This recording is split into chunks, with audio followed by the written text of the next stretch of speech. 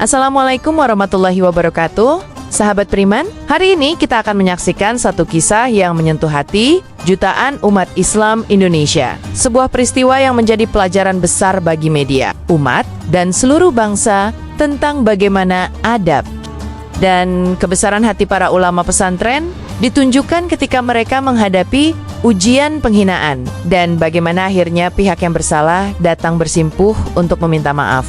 Sebelum kita lanjut, jangan lupa untuk like, komen, share, dan subscribe channel ini agar kita terus bisa menyebarkan cahaya ilmu, semangat kebenaran, dan cinta kepada para ulama dan santri di seluruh penjuru negeri. Mari kita jaga kehormatan agama lewat ilmu dan akhlak yang benar. Baik, mari kita mulai dari awal kisah yang mengguncang dunia maya ini. Kisah yang bukan hanya tentang permintaan maaf, tapi tentang kehormatan pesantren dan makna sejati dari kata adab beberapa waktu lalu. Jagat media sosial Indonesia geger. Sebuah tayangan di salah satu program televisi nasional Exposed and Censored Trans 7 menayangkan potongan video yang dianggap menghina pesantren dan santri, khususnya Pondok Pesantren Lirboyo di Kediri, Jawa Timur. Tayangan itu bukan hanya memancing kemarahan, tetapi juga menorehkan luka di hati umat Islam yang menjunjung tinggi kehormatan ulama dan lembaga pendidikan Islam. Lirboyo bukan pesantren sembarangan. Ia berdiri tegak sejak tahun 1910-an. Didirikan oleh para ulama besar yang mewariskan ilmu dan adab dari generasi ke generasi. Ribuan santri dari berbagai daerah datang ke sana untuk menimba ilmu, menghafal kitab, dan menempa diri dalam kesederhanaan serta ketaatan kepada Allah dan Rasul-Nya.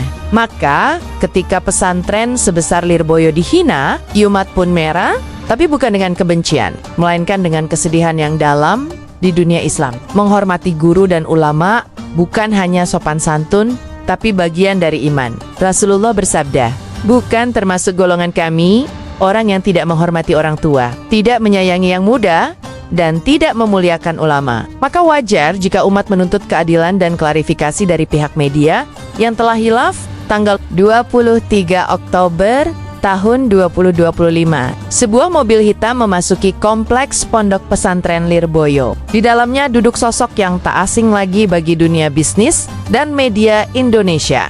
Chairul Tanjung, pemilik Trans 7 sekaligus pemilik jaringan CRT Corp. Ia datang bukan sebagai pengusaha, bukan sebagai orang berkuasa, melainkan sebagai seorang hamba yang ingin meminta maaf. Chairul Tanjung datang ditemani oleh Direktur Utama Detik Network Abdul Aziz dan mantan Ketua Dewan Pers Profesor Muhammad Nuh. Mereka sowan ke hadapan Kiai Haji Muhammad Anwar Mansyur, pengasuh tertinggi pesantren Lirboyo, serta para zuriah keturunan pendiri pesantren yang hadir menyambut dengan wibawa dan kebijaksanaan khas para ulama. Kedatangan ini bukan sekadar formalitas. Chairul Tanjung dikabarkan meminta maaf secara langsung, menundukkan kepala di hadapan Kiai, dan mengakui kesalahan tayangan yang telah menyinggung dunia pesantren. Ini bukan hal mudah. Jarang sekali seorang tokoh nasional turun langsung ke pesantren untuk meminta ampun secara pribadi dalam tradisi pesantren. Sowan kepada Kiai bukan sekadar kunjungan. Ia adalah simbol ketundukan, penghormatan, dan permohonan doa. Ketika Chairul Tanjung datang ke Lirboyo, ia sebenarnya sedang mengajarkan sesuatu kepada bangsa ini, bahwa sebesar apapun seseorang di mata dunia, ia tetap kecil di hadapan orang yang membawa ilmu dan barokah. Para kiai menyambut dengan penuh kelembutan. Tidak ada cacian, tidak ada amarah, hanya nasihat, doa, dan wejangan, agar peristiwa ini menjadi pelajaran bagi dunia media. Kiai Haji Abdul Muid Sohib, salah satu pengasuh Lirboyo, menyampaikan bahwa permintaan maaf diterima, tapi dengan harapan agar kejadian seperti ini tidak pernah terulang lagi. Sikap para kiai ini mencerminkan apa yang diajarkan. Sebaik-baik manusia adalah yang paling bermanfaat bagi manusia lain. Mereka tidak menuntut balasan, hanya menginginkan kesadaran moral agar media berhati-hati dalam menyiarkan konten. Sebab satu kalimat di televisi bisa menodai kehormatan jutaan santri. Kabar kedatangan Chairul Tanjung ke Lirboyo segera menyebar di media sosial. Banyak warganet merasa terharu dan menghormati langkah tersebut. Sebagian menyebutnya sebagai pelajaran adab bagi para elit negeri ini, bahwa di tengah kesombongan dunia, masih ada yang berani merendah dan meminta maaf secara langsung kepada ulama. Namun, tak sedikit pula yang menilai bahwa permintaan maaf saja belum cukup. Mereka berharap Trans 7 melakukan langkah nyata untuk memperbaiki sistem internalnya, agar kejadian serupa tidak melukai hati umat lagi. Pihak Trans 7 kemudian mengumumkan bahwa mereka menghentikan program SPOS Uncensored, memutus kerjasama dengan rumah produksi, dan mereformasi tim quality control. Langkah ini dinilai sebagai bentuk tanggung jawab moral yang patut diapresiasi, karena dalam Islam, taubat tidak hanya dengan kata, tapi juga dengan tindakan. Dan media, sebagai corong informasi bangsa, punya tanggung jawab besar terhadap akhlak publik.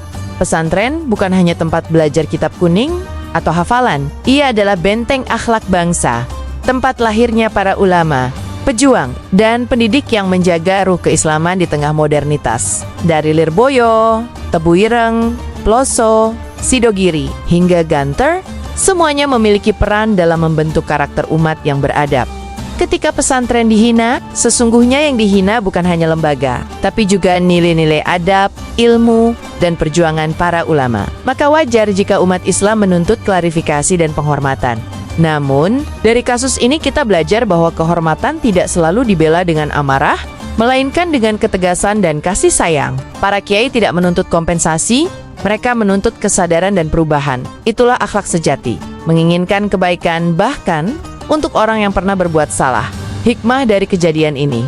Hikmah pertama, tidak ada manusia yang sempurna. Baik media, pejabat, maupun ulama, semuanya bisa khilaf. Tapi yang membedakan adalah bagaimana seseorang menyikapi kesalahan itu, apakah dengan sombong atau dengan rendah hati memohon ampun. Dalam hal ini, langkah Chairul Tanjung layak dihormati sebagai bentuk kesatria moral. Hikmah kedua, umat Islam harus menjaga keseimbangan antara girah, semangat membela kebenaran, dan adab cara yang berakhlak dalam membela. Jika marah tanpa adab, kita bisa jatuh pada kebencian, tapi jika diam tanpa sikap, kehormatan agama bisa diinjak. Maka keseimbangan inilah yang ditunjukkan oleh para kiai. Lirboyo, hikmah ketiga, media harus kembali kepada nilai tanggung jawab sosial. Dalam Islam, setiap kata adalah amanah.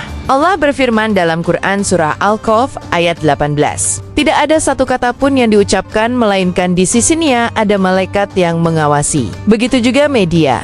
Setiap tayangan akan dimintai pertanggungjawaban, bukan hanya di dunia, tapi di hadapan Allah kelak. Dan hikmah terakhir, pesantren adalah penjaga nurani bangsa. Jika nurani bangsa ini masih hidup, itu karena di dalam pesantren masih ada doa yang dipanjatkan setiap malam untuk keselamatan negeri. Santri masa kini tidak hanya harus bisa membaca kitab kuning, tapi juga harus melek media. Karena musuh umat kini bukan lagi pedang dan penjajahan fisik, melainkan narasi yang menyesatkan. Maka pesantren perlu masuk ke ruang digital, menghadirkan suara kebenaran, adab, dan cinta dalam dunia maya yang sering penuh fitnah. Peristiwa ini menjadi peringatan agar umat Islam tidak hanya bereaksi setelah dihina, tapi juga proaktif mengisi ruang publik dengan dakwah dan konten yang menyejukkan. Jadikan media sebagai alat dakwah, bukan sekadar hiburan. Bayangkan jika setiap santri, ustadz, dan dai di Indonesia membuat konten yang penuh hikmah, niscaya ruang digital ini akan terang dengan cahaya Islam yang rahmatan lil alamin. Karena sejatinya, dakwah bukan hanya di mimbar, tapi juga di layar. Dalam Al-Quran, Allah memuji orang-orang yang mampu memaafkan, dan orang-orang yang menahan amarahnya dan memaafkan kesalahan orang lain. Allah mencintai orang yang berbuat kebaikan. Quran Surah Ali Imran ayat 134. Inilah yang ditunjukkan para kiai Lirboyo, bukan karena mereka lemah, tapi karena mereka kuat. Maaf dalam Islam bukan tanda kalah, tapi tanda kebesaran jiwa. Karena hanya hati yang bersih yang mampu memberi maaf dengan tulus. Ketika Chairul Tanjung datang, para ulama tidak menghakimi, mereka menasihati, mereka menenangkan. Mereka menunjukkan bahwa akhlak adalah benteng terakhir umat. Dari sinilah kita belajar. Lebih sulit memaafkan daripada menghukum, tapi justru disitulah letak keagungan Islam, agama yang memuliakan kasih sayang di atas dendam. Maka, mari kita ambil pelajaran. Jika para ulama bisa memaafkan orang yang telah menghina mereka, mengapa kita masih sulit memaafkan sesama dalam hal-hal kecil? Setelah peristiwa ini, banyak media mulai introspeksi. Mereka menyadari bahwa dalam mengejar rating, jangan sampai kehilangan etika. Tayangan yang viral belum tentu bernilai, dan candaan yang lucu belum tentu bermoral. Sementara itu, umat Islam kembali bersatu dalam doa. Doa agar media di negeri ini lebih berhati-hati, agar pesantren terus dilindungi, dan agar bangsa ini dijauhkan dari fitnah yang memecah belah pesantren. Lirboyo pun menunjukkan bahwa kehormatan tidak bisa dibeli. Ia dijaga dengan ilmu, dengan doa, dan dengan ketulusan. Momen maaf itu menjadi simbol perdamaian, bukan antara dua pihak, tapi antara moral dan modernitas. Dan harapan terbesar kini adalah semoga peristiwa ini menjadi titik balik bagi dunia media Indonesia agar kembali berpihak kepada kebenaran, kesantunan, dan nilai-nilai ketuhanan. Ulama selalu mengajarkan bahwa adab lebih tinggi dari ilmu, dan peristiwa ini membuktikan bahwa tanpa adab, sehebat apapun seseorang, ia bisa jatuh di mata Allah dan manusia. Tapi dengan adab, bahkan orang yang salah bisa kembali dimuliakan. Chairul Tanjung sudah menunjukkan adabnya, Lirboyo menunjukkan akhlaknya. Kini giliran kita, sebagai umat, sebagai penonton, sebagai bangsa, untuk meneladani keduanya, berani mengakui salah, dan berani memaafkan. Karena sejatinya, bangsa yang besar bukan bangsa tanpa kesalahan, tapi bangsa yang mau belajar dan memperbaiki diri. Dan pesantren telah mengajarkan kita semua bahwa kemuliaan sejati ada dalam ketundukan kepada Allah dan penghormatan kepada ulama.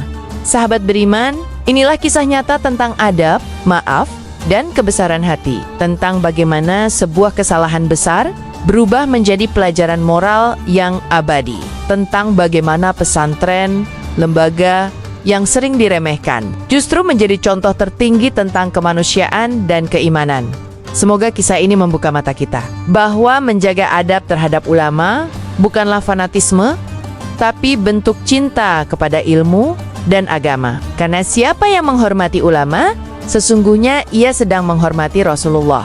Terima kasih sudah menonton. Jangan lupa like, komen, share, dan subscribe agar kita bisa terus menyebarkan kisah inspiratif dan pencerahan Islam.